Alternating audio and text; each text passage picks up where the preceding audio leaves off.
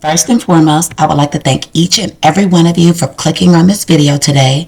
It is your girl, Gypsy Deville, releasing another chapter of my free unpublished book.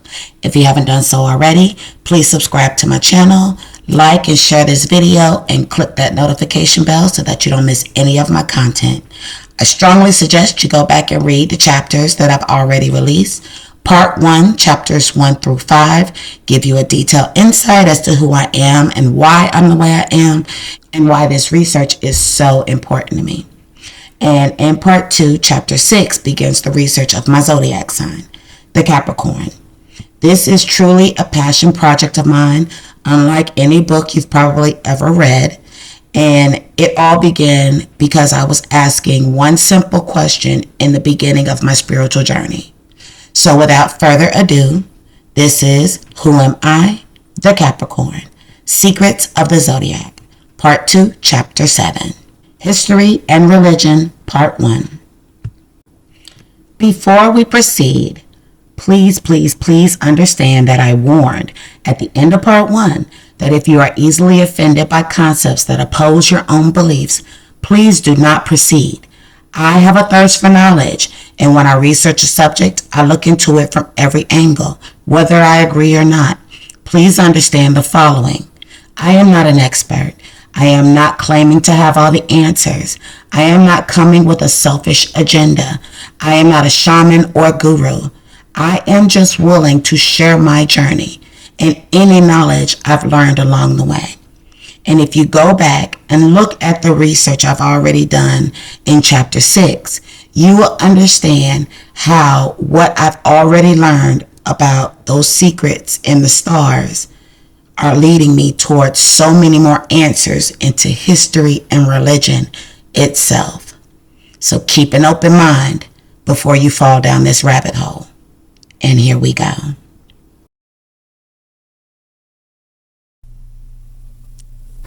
Unable to prevail in my studies without better understanding the course of history, leading to what religion looks like today. And some of the information being exposed was really blowing my mind. Like the random article I came across, basically explaining that most wars throughout history were only smokescreens, serving as distractions while evidence and populations were destroyed, holding truths in which those in power prefer to keep to themselves. But I'll save all that for another time. Why is it important to those in power which God is being served? And why have such extreme measures been taken to eradicate entire demographics, spiritual knowledge, doctrines, and relics from memory and history? Is there more to the background of God and religion than we were ever privy to? Coveting the facts in order to begin piecing together the puzzles of the past. This process began revealing unknown knowledge to me, to include sex within religion that is based in mythicism, philosophical influences, as well as correlation of religion to political power. I'll share with you a brief overview of key points in history, which will support later discussions, as well as serve as assistance when you begin researching for yourself. So before we proceed, please understand that the timeline I'm going to present is extremely lengthy. So I'm not going to go through each and every bullet, but I will point out key aspects that I would like you to pay attention to just for the purposes of this discussion. Of course, you have full access to this knowledge whenever you want to go back and do research for yourself. So here we go. The biggest takeaway I want you to get from this slide is that originally religion did not exist.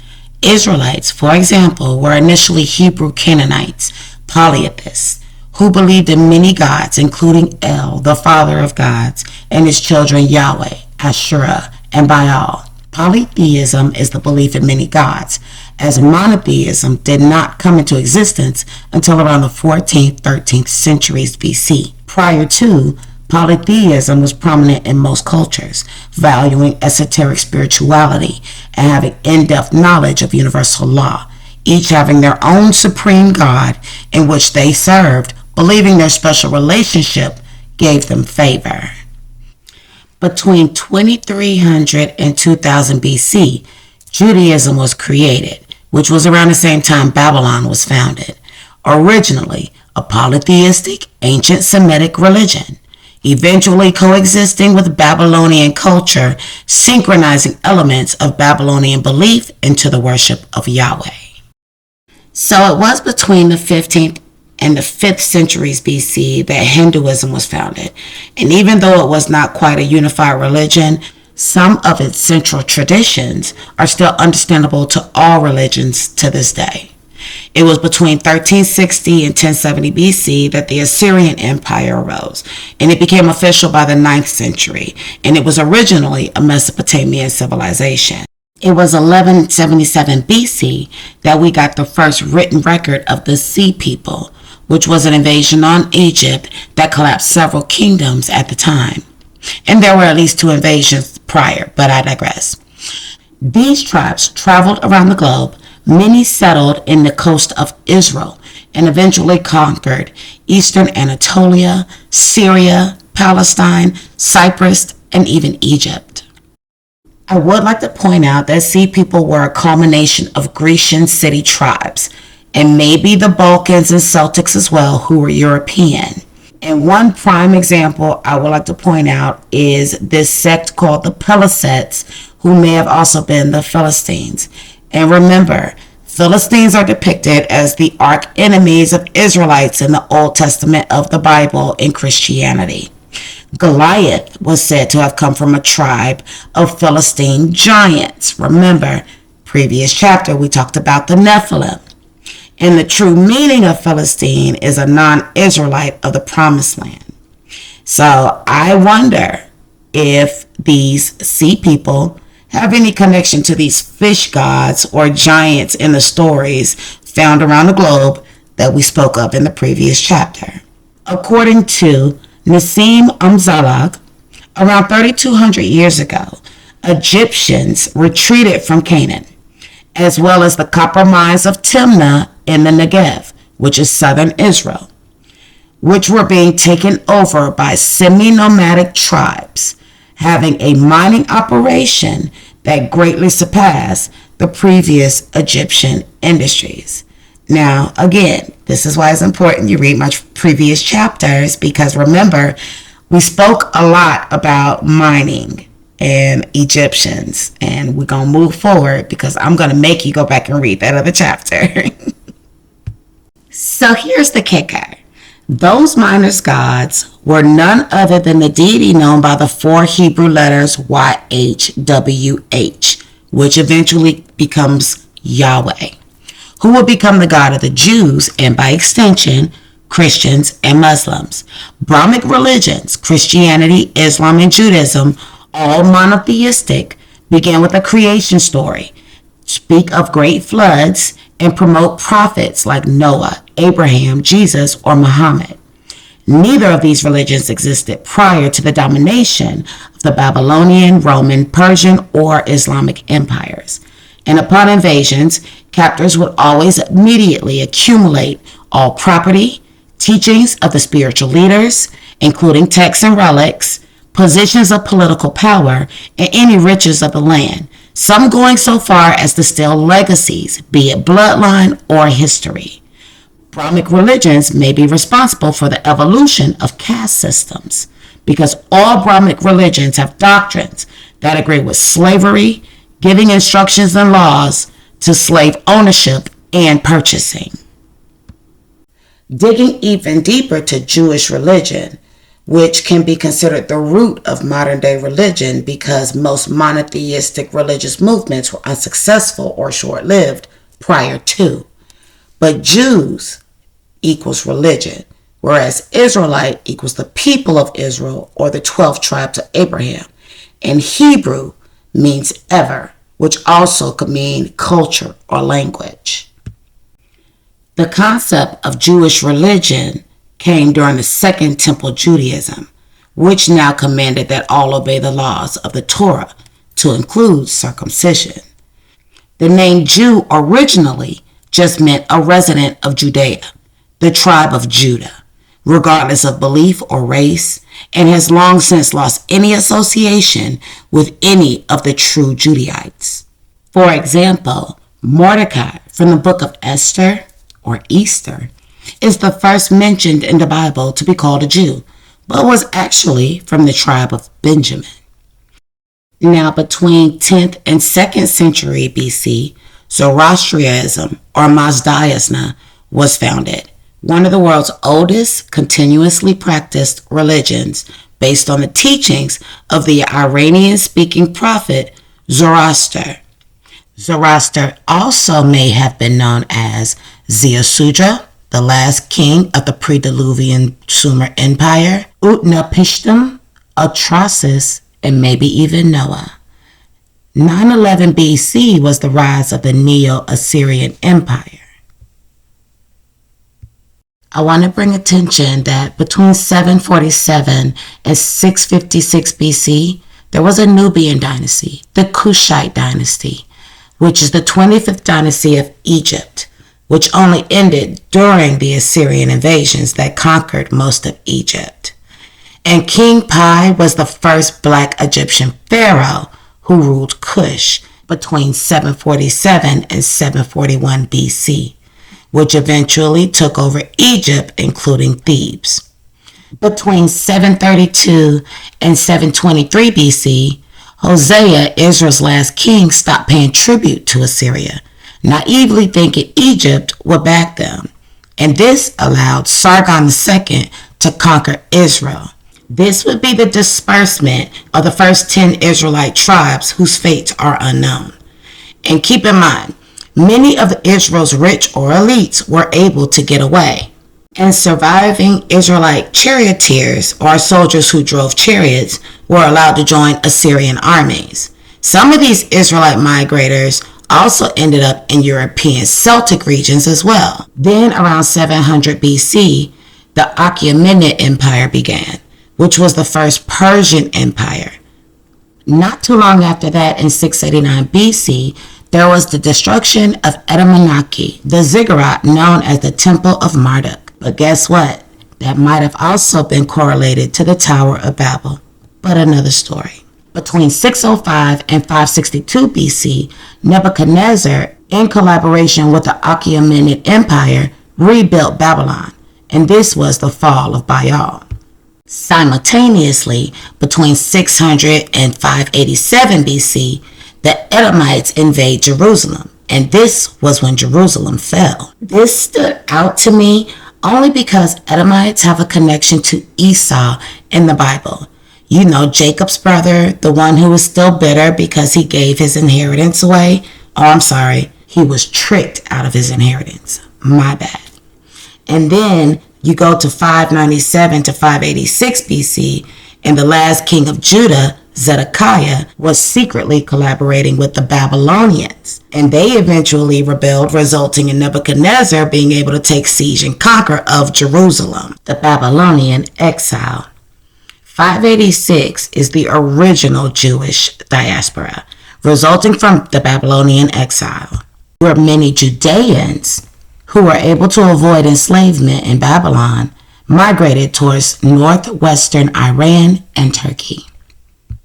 Just as a side note, Levites, Khazars, and Edomites are among some of those who began blending into the collective and calling themselves Jews after the Babylonian exile. Levites are a priestly bloodline, with the esoteric knowledge mostly being passed down orally. The earliest part of the Hebrew Bible were written during the First Temple period of ancient Judaism. When these holy texts were written, those still being accepted today, the individuals involved propagated their God and defined themselves as chosen. So here's a hidden fact I really want you to pay attention to. Later on in history, many do not know that those that were of the original Judean bloodline were also amongst those sent to a slave port in Africa, bringing some of the first slaves to America as well. And when they got to America, if they were dark-skinned, they were labeled African American. If they were light enough, they could pass as Native American. And this is even accounted for in a biblical canon, the book of Jasher, chapter 88:33. And Joshua rose up and assembled the people and brought the Urim by the order of the Lord. And the tribe of Judah was taken, and Akan, the son of Carmi, was taken. Classification by skin color or racism becomes the custom during the Atlantic slave trade, and this also happened to many slaves from Asian and Hispanic cultures as well, which is very important for us to understand because it brings to light that many of us who classify ourselves as a certain race may not actually have originated as that race. We may have taken on that race based on our skin color. So getting back to the timeline, a lot happened between 550 and 331 BC, like the reign of the Achaemenid Empire under Cyrus II or Cyrus the Great. Everybody knows the legend, but this individual emphasized conquering new land. Like that was his whole agenda. And then between 550 and 330, the Jews are allowed to return from exile under the Persian Achaemenid rule. And 516 is when Second Temple Judaism began. You have a lot of philosophical individuals coming into the picture as well, playing a huge role, such as Plato and Aristotle. Now, I remind you, between 356 BC and 323 BC, you also had Alexander III of Macedon coming into power, who is known as Alexander the Great. And he succeeded his father, King Philip, at age 20. And when it came to conquering lands, this man created one of the largest empires in history. This was a Greek empire that stretched from Greece all the way to northern India. Then between 312 and 63 BC, you had the Seleucid Empire come into power. And this was a unique fusion of Persian and Hellenistic cultures. When you think of the Greeks, this culture here is what we visualize. This is where many of the Greeks immigrated after the division of the Macedonian Empire, and it was located in the Mesopotamian region of Babylonia. And Seleucus I expanded his dominions to include much of the Near Eastern territories. Now, around 305 BC, the Ptolemaic dynasty was formed. And these were Roman allies and the family of Cleopatra, FYI. And this was a Macedonian Greek royal dynasty. Now, this is such a fascinating dynasty to me because, first of all, Ptolemy may have been the half-brother of Alexander the Great. That's a whole nother story. But what is crazy is that once Ptolemy was put into his position, he declared himself Pharaoh Ptolemy I, later known as Soter, which means savior. And he made it possible that the Ptolemies became successors to the pharaohs of independent Egypt. Now, I really want you to hold on to that nugget for a later discussion when we discuss pharaohs and their relationship to God statuses. Back to the timeline though. It was between the 3rd and 2nd centuries BC that the Septuagint was created. And this biblical canon became the foundation of the Hebrew Bible. It was between 2nd and 1st centuries BC that Gnosticism arose. And this was a collection of religious ideas, and it was rooted in spiritual knowledge and truth, popular among Jewish and early Christian sects. This is also where the Essenes arose, which is a mystic Jewish sect within Judaism, who may also be the responsible authors of the Dead Sea Scrolls.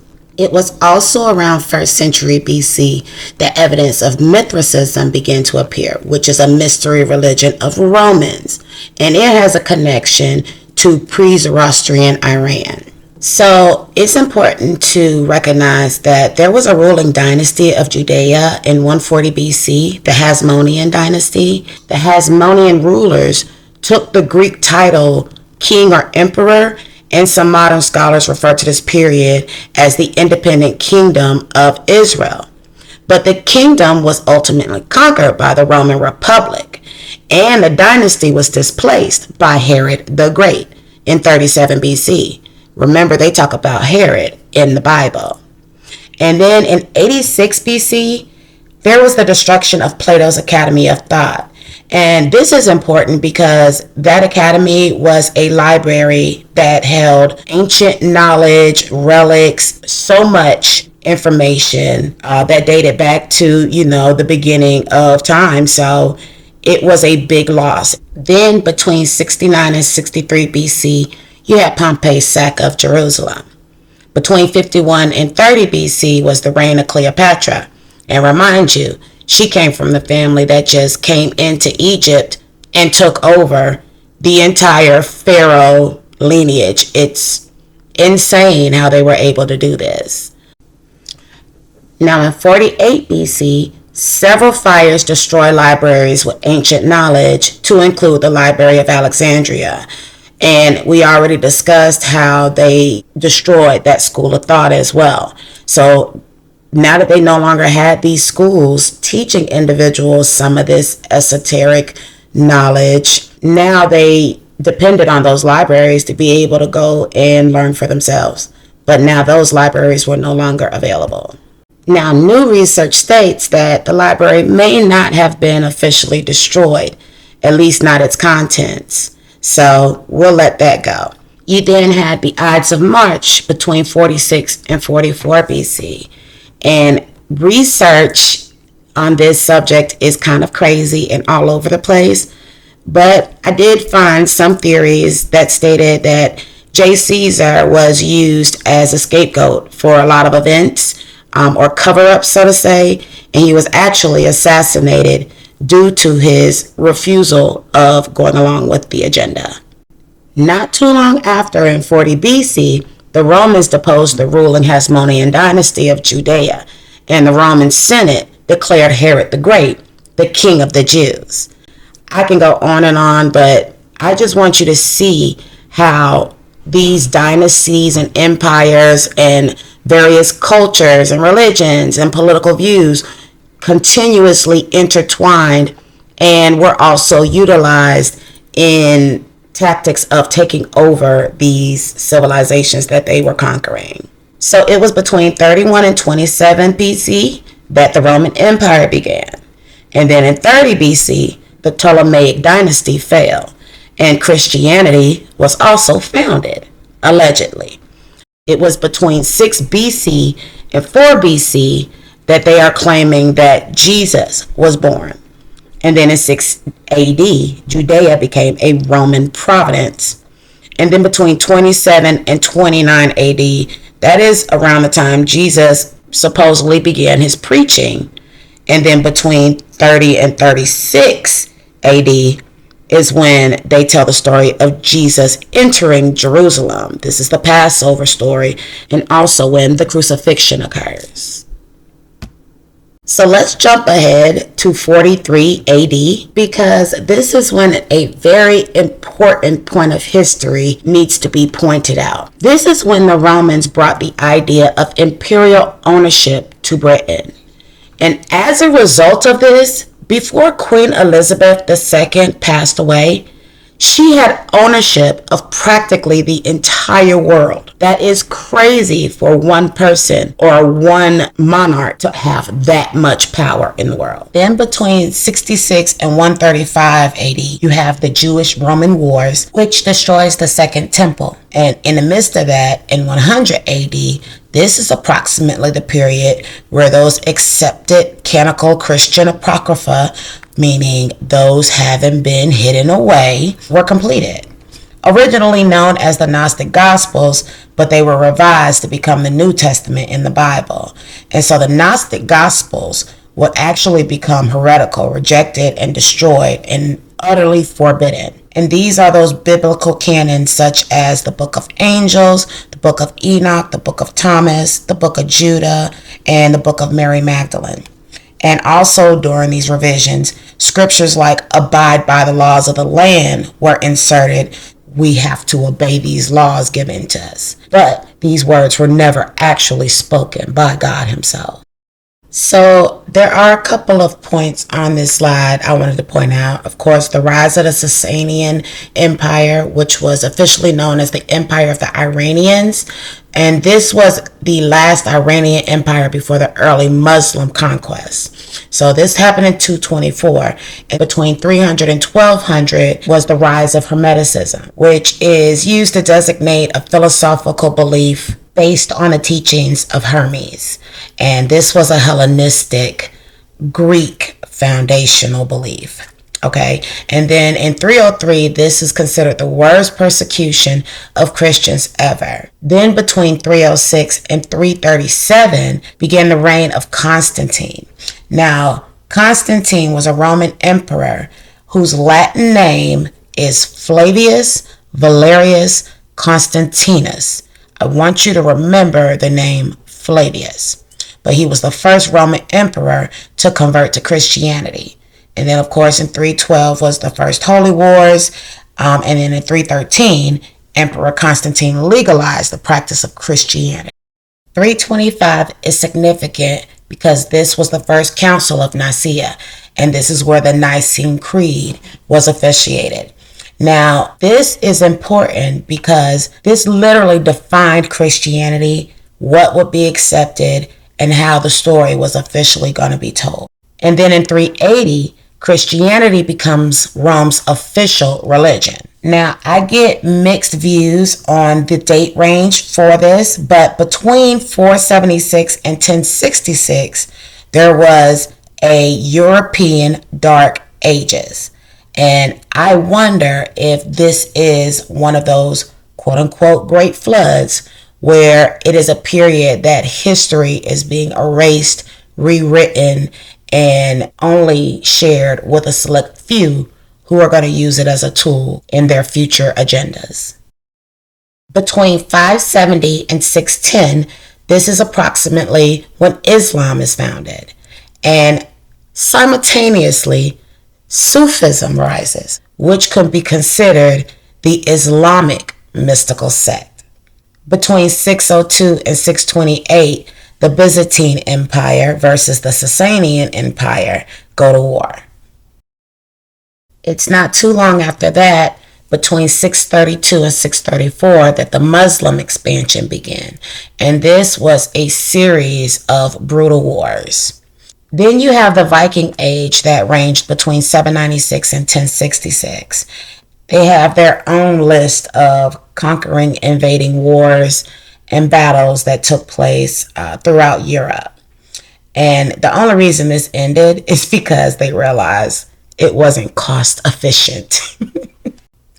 Stopping the timeline here, are you able to see any obvious trends yet?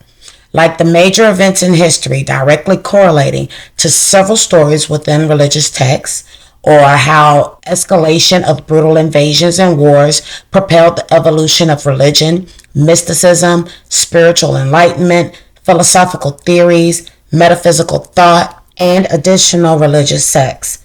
Migrating new lands exposes new cultures, theories, and concepts, undoubtedly influencing the rise of greedy conquests, and later aiding in the expansion of religious movements. I also find it interesting that for every religious movement, a mystical sect parallels, with teachings being far more spiritual, less oppressive, and shrouded in mystery and secrecy. In reviewing the timeline, religion's development from free will to that of imposing fear becomes more obvious. Centuries of religious wars were fought throughout history, but it was during the Roman Empire that religion was solidified as a staple of life, no longer an option, being enforced through laws and brutal oppression, as the church declared, equating to God himself. Yet, it now begs the question, why would the Romans, who once persecuted Jesus and his followers, force others to now accept him?